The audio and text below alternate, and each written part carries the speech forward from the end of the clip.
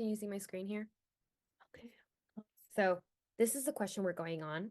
And K is always like the ideal equilibrium. So K is going to be when Cu and Cl are at this happy concentration. So K is like our ideal.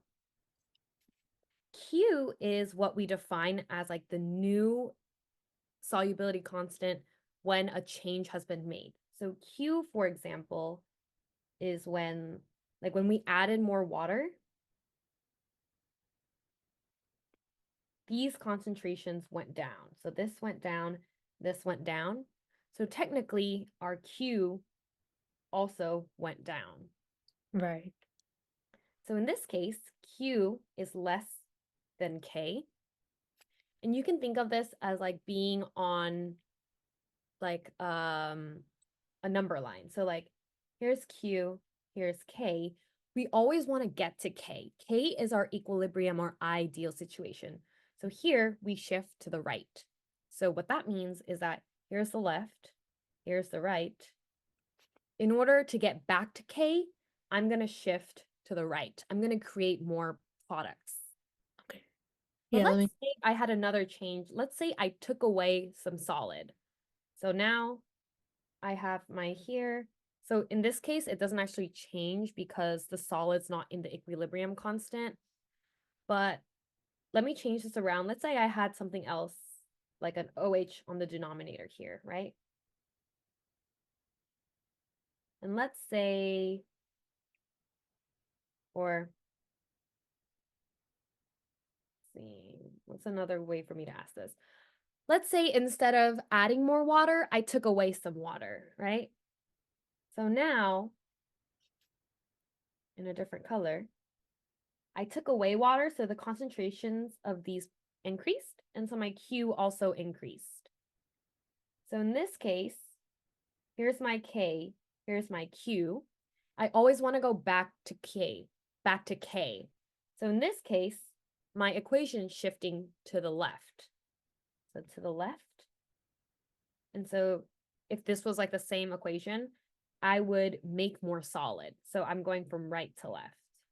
So this is how I kind of remember how to do the K and Q using the number line. yeah, that makes sense. And I think I was just confused because um I was thinking that I need like an actual number to put into Q and less Mhm. conceptual that, oh, I know that my Cu and the concentrations are decreasing.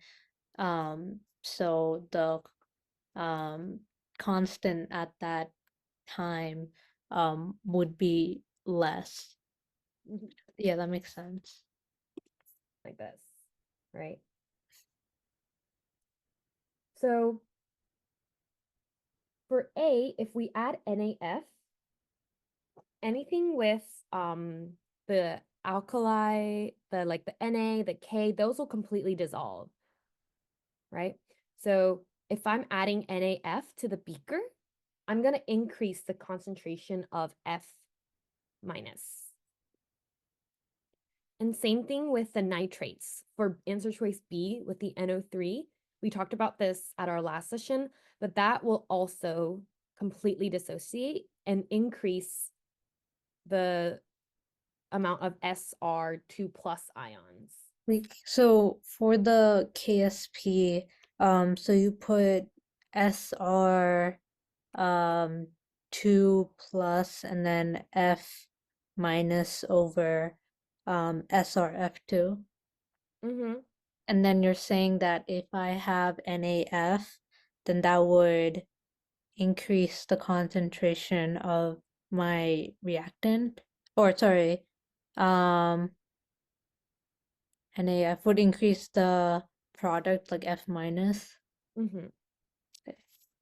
So this is basically what these answer choices are saying. So for A, the concentration with F would increase, and for B, the concentration of SR will increase.